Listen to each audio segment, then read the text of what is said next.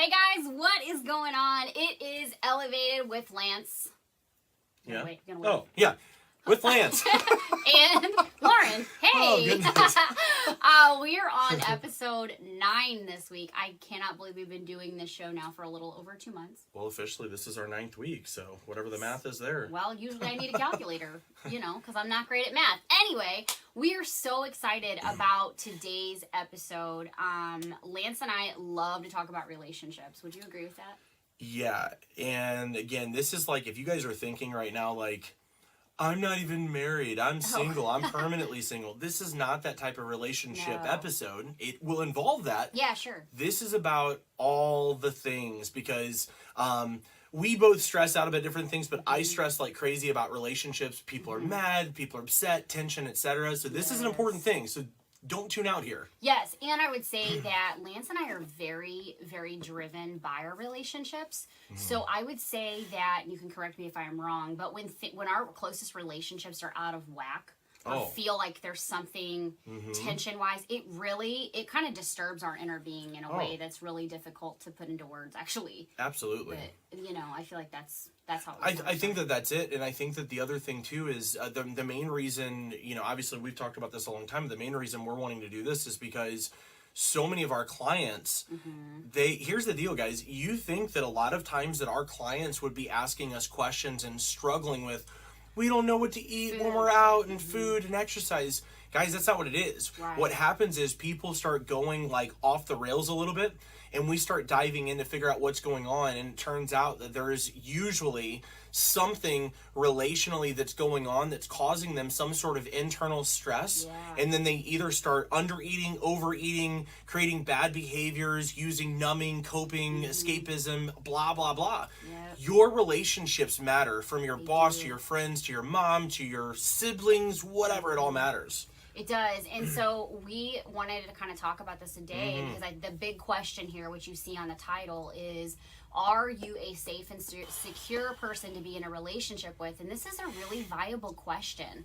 So kind of how we're going to roll through with this today is we've got like a couple of things. I've got 3, but I have one boiling around in my brain right now that might be a 4th one, I don't know, that we want to talk to you guys about. These are things that you can actually internalize and think introspect. About. Yes, introspect. That's a great word. And we'll actually give you a little bit of homework at the end.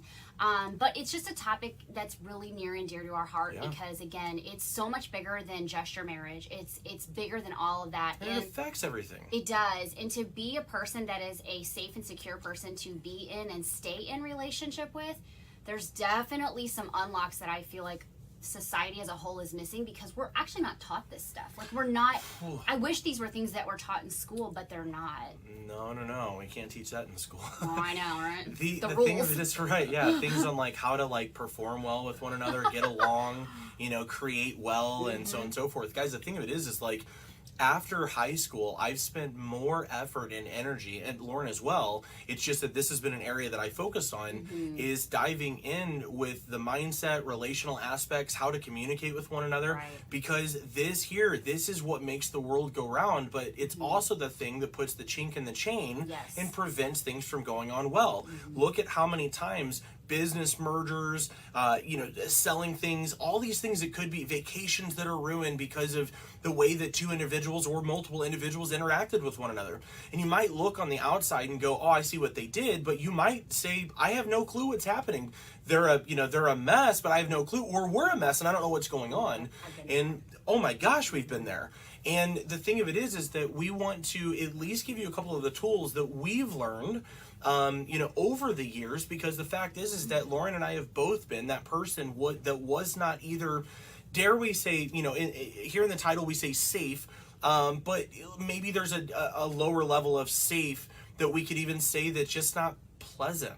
And we've been that person that's just not as pleasant as we could be because we lack the emotional intelligence and communication skills that makes the other person feel well received and desired to be around. Right. And that energy flows back and forth and creative things happen. And it's important. So nevertheless, I think that let's go ahead and dive in. I know that the number one, is on there. That's one that for you is near and dear. Yes, this one. So the first one we have for you, this is a question that we want you to think about this week. And if you are one of those like people who likes to take notes, get out your pen right now because you're going to need these questions. And I know you can't do it on your phone if you're watching because you'd have to stop the video. So, by the way, if you're here live, #live. If you're here on the replay, #replay. Forgot to say that. Okay, so number one, this one, the reason it's near and dear to me is because I would have to plead guilty to it for a lot of years. And this is the question. Are you always talking and never listening?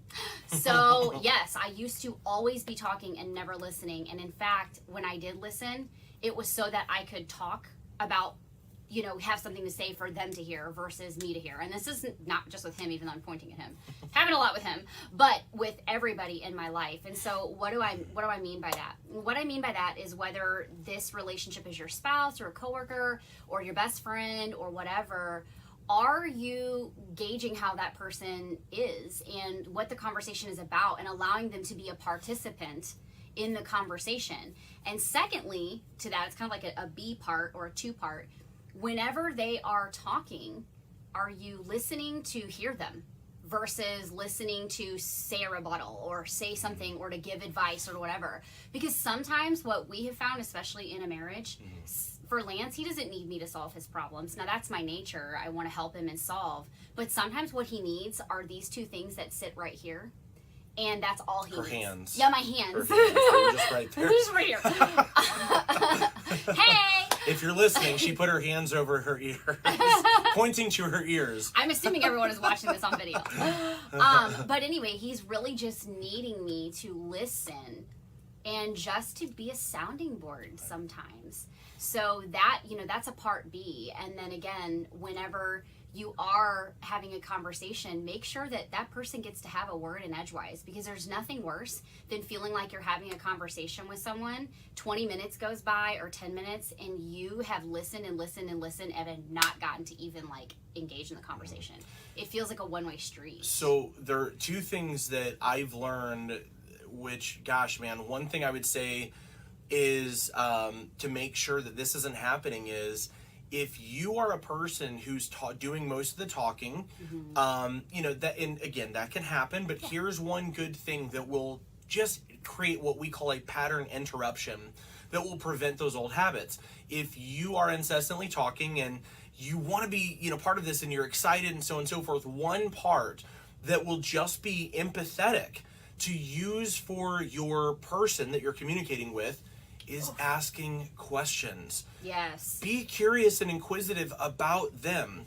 One of the things that I developed over the years that was taught to me that makes people feel so good is I constantly think about questions to ask them to go deeper about things that I see their eyes light up about. Mm-hmm. So if she's talking about, how, this new makeup thing is happening or whatever, she does makeup and she's talking about this thing. It doesn't matter the fact that I don't know what it is. It doesn't matter. I don't need to ask her questions specific to that brush or to that thing. What I can do is ask her questions to dive deeper into why it's important, what it means to her, how she came about it, what is this going to change for her. Mm-hmm. Guys, you don't have to know anything about what your person is talking about, but you can certainly be inquisitive, and it makes them feel so engaged, and then they begin lighting up answering these questions. But here's what happens. When you do that, this person lights up and engages, and then, which again, this is the selfish part of us, we want to talk sometimes and to express and to get things out and talk about ourselves. That fear is that we won't be able to. When you put them first by asking questions and seem so inquisitive to make them feel so valued, they're going to fulfill that need that you have in scarcity that tells you you may not get to speak again, and that comes back to you. And it comes back in what we would say a conversational valley as in you're volleying back and forth, as opposed to a monologue, which feels like you're looking for the nearest exit. Those are the things that are awful.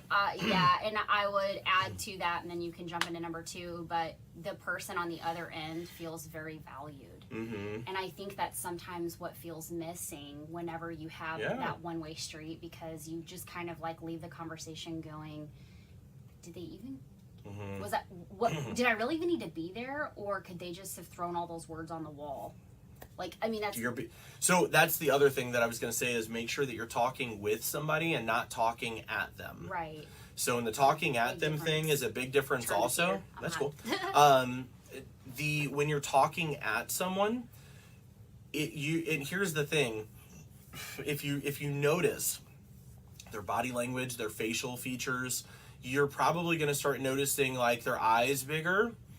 You'll feel it. You're doing this, like it gets tense. Yep, it's awkward. And what happens is normally is I see that person start to feel it, but the scarcity of their mind still tells them, I'm embarrassed now. But I don't want to acknowledge and apologize and ask a question. Maybe they don't know to. Right. So they dig their heels in deeper and they continue to talk. And then that person's like, oh my gosh, I just want to get out of here, because they're not involved. Right. You know, it's basically like dancing with somebody, you know, who doesn't really, they're dancing and spinning all around you and you're standing there like this, like, I don't know how to keep up. The episode of Friends where Joey goes to the New Year's Eve party. Precisely. He's got the crazy dancer on him and he's just like... standing there. Yes, that is this conversation if you're not doing this. Right. So, good analogy. All right, so number 2, guys. This one's huge. This one's a big one to me. This is something that I do on a regular basis because I want this done for me. I love that whenever people care enough, and I want to be the person checking in on somebody. Number 1, it feels good. Number 2, you find out things, you build connection. And number 3, that person feels validated and feels like they're not helpless and alone and isolated, which is so essential and crucial. So, do you check in on those that you're closest to see how their day and week are going, to see what they've been through, what they're going through? Or are you continually letting them know what your woes are and what you're going through? Everybody, I think, has had that friend or family member or whatever that you know every ailment, everything, every back pain, every raise, every cut on pay, every job transfer, every text that somebody sends. You find in all the women who love them or the men that love them, they just talk about themselves over and over. And yes, they're great people, but this person might have more narcissistic tendencies. And the fact is one way that you can escape that narcissistic tendency is to just simply begin checking in on people that you care about. Find out how they're doing this week. Find out what they've been through, but just be in the loop and make sure that they know that you care, because the relationship is a two-way street. Right. And if one person is checking in on you constantly, yes, this person's a great person for you, but if you're not returning it, don't just say this is just how they are. That person, I can promise you, wishes that you would check in on them to just let them know that you care, that they're supported, heard, validated, and not isolated or alone. No, that's so true. And I think that and I've been guilty here too. All of us have. You know, I've had really good friends in my life who would check on me all the time, and in seasons where life was harder for me because I was going through something, I got just, all I could see was self in the mirror. And I think we all, like I said, we all go through that from time to time or season to season in our life. But I think it's just important to ask yourself that, because you might be going through a season right now that really sucks, and you're so caught up in it, you're in the trench because you're trying to get out of the trench. But I'm going to tell you something, another secret to this, and we hear this from clients all the time. We also hear this from, other Christians who have conversations like this. If you will stop focusing on what is going on with you and start focusing on how you can serve someone else and love someone else through what they're going through, suddenly, I can't explain it honestly. I would just say it's a supernatural thing. It's a God thing. The stuff that's going on in your life that's plaguing you, that's causing anxiety, no matter if you don't have answers or it's uncertain, somehow that's going to dim down. It really is. It's good that light that's so bright, that's all you can see, it's going to dim and fade down some, because your focus is going to transfer on loving someone else through their season. And I think that I found that even through seasons in my own life, when I would get that spiritual mirror in front of me and go, oh crap, it's been all about me, and start loving on somebody else and caring on someone else through their season, all of a sudden I'm able to just step outside of my own world for a few. Well, and the cool thing is more or less like on a neuroscience basis, when we're doing this too, you're correct 100% that our focus becomes on that other person. But what's happening though that allows us to start actually transitioning into actual processes of momentum to where we start actually getting out of that situation is the fact that we begin taking our focus and emotions off of the thing that we feel is plaguing us. Because again, it's not always what's happening to us, it's how we feel about what's happening to us that really determines our outcomes. So what happens is that when we're being plagued by something as we see, what God would call us to do is to begin reaching out and helping other people. Number one, it's going to bless you, it's going to help you, and it is going to bless other people, help them. But number two, it is literally creating, he's given us the commandment for more of a neuroscience basis, if nothing else, specifically because when we start focusing on that in the gratitude, our focus shifts on what can be and solutions rather than what we see, which is just the gap and the lack. And so the problem is that what you think is by focusing on what you have going on, you're going to find solutions there. So you avoid helping a friend, you avoid reaching out, you avoid. The problem is that your solutions actually happen in the thing that you're avoiding. And so by being generous with your time and with your energy, even when it feels sparse because of what you're going through, that is the very thing, the catalyst, if you will, that begins stirring up the process that gets you out of where you're struggling. Yeah, I agree. I love that. That was really good. Number 3, and I think we can both probably talk about this one too, babe, because this is one that's kind of been a conversation in our household. You go ahead and I'll add to it. Yeah, so the question is this, so another question to internalize. Do the people that you are closest to know that they can count on you no matter what? So I think the way that we've had this conversation before is something about like, we've basically said we're those people that you can call at 2 or 3 in the morning and we'll be there no matter what. And we need those people in our life. That's it. And sometimes in seasons we have not had that. It's at least it's felt that Oftentimes, way. yeah. And so that's kind of one of those questions. If we could give out a questionnaire to people when we start friending them, that would be like one of my questions. Like, well, are you one of those that if we had a meltdown? The thing is that this really goes down on a cellular level to the fact is that if you're not going to have your friends back, and let me just paint an example. Everybody, and again, I'm not going to use myself as this. You can kind of see where I'm going here, but do you ever know the person, or maybe you are the person to where, you're the first person that's called when somebody needs to move? Oh my gosh, I knew you were going to bring that up. You get you help 8 or 9 people, maybe even one year, you meet somebody and 2 days later offer to help them to move because their friends sucked and they didn't have friends to help them. And then when you need to move, everybody has everything to do. There's no one to be found. It's a joke, it's funny, but it's not funny, because here's the thing. This happens so often, and this ends relationships, because this is another one-way street sort of relationship. And the fact is that if you're not that person that can get a phone call at 3 in the morning for your best friend, and you pop up and go, what do we need to do? Again, I'm going to be facetious here, but the old joke used to be, if you get a call at 3 in the morning, telling where somebody, like, hey, cops are involved, the first question is, where are we moving the body? It's obviously a joke. It's of course I will.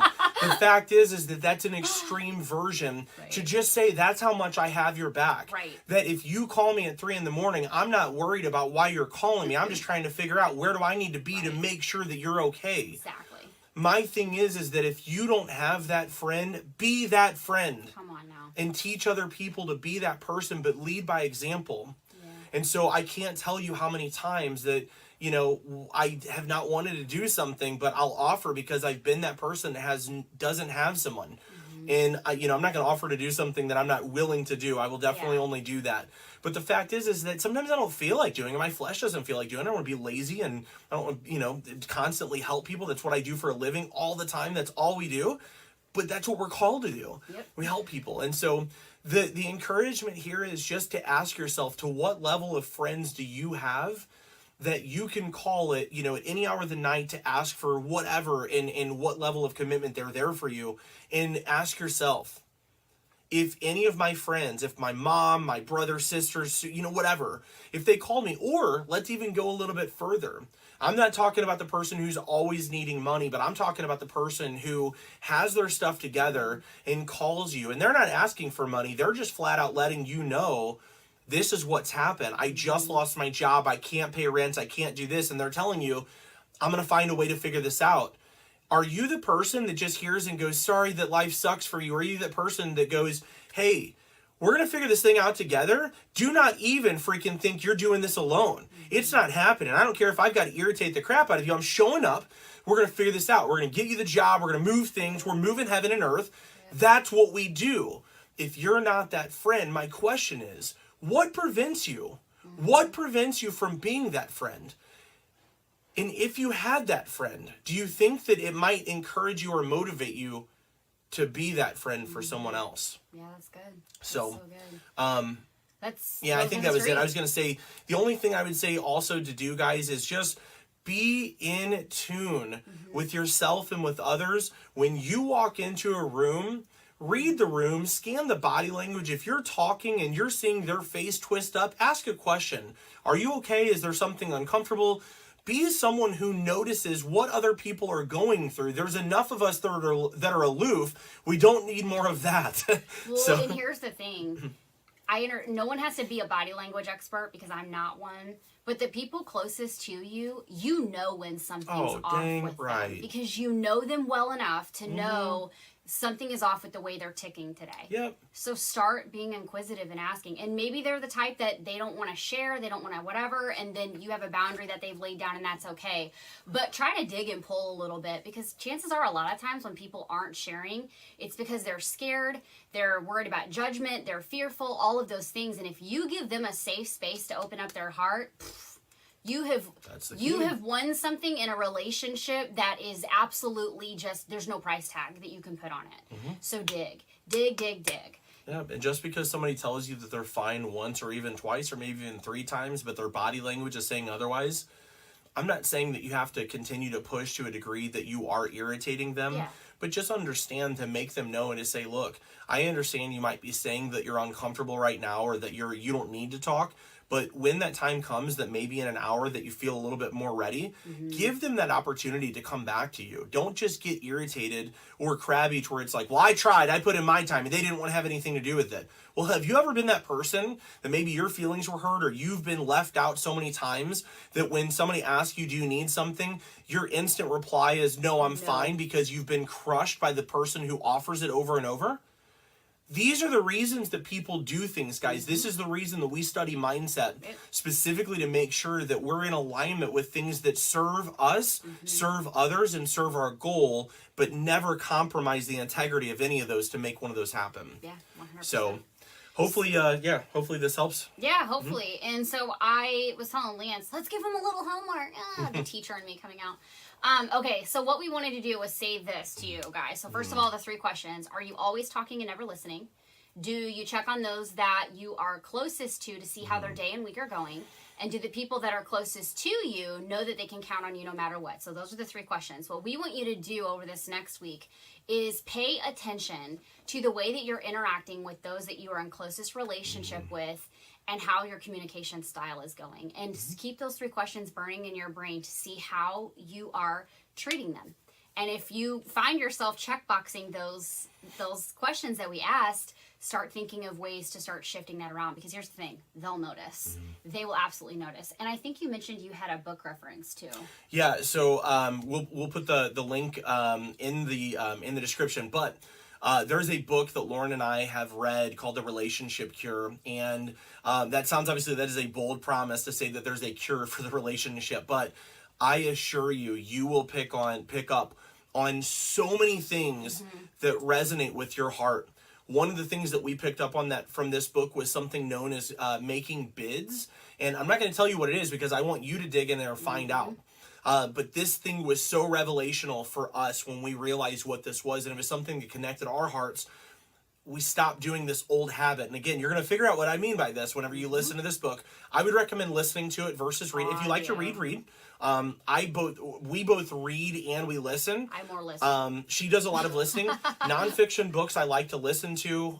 Fiction books I like to read. I still read fiction books, but my point is, listening to them, you can get this done while you're doing other things, and it will prevent you from having a reason to not learn how to be better for your significant other. So if you've got a reason that you tell yourself, I don't have time to read, and I'm not a good reader, I'm not fast, I'm not this, Audible, pick it up. We'll put the link in there, whatever, I don't care. There's no excuse. Listen to it, because I promise you this will change the life of you and those around you. So, it's just fulfillment and happiness and joy on the line. So, no big deal. So anyway, thank you guys for tuning in to episode 9. If you're enjoying this, guys, please be sure to leave some comments below. Let us know what your, if you have any questions, what topics you want us to cover in the future. And be sure to subscribe to all of the places where you can download our podcast as well. So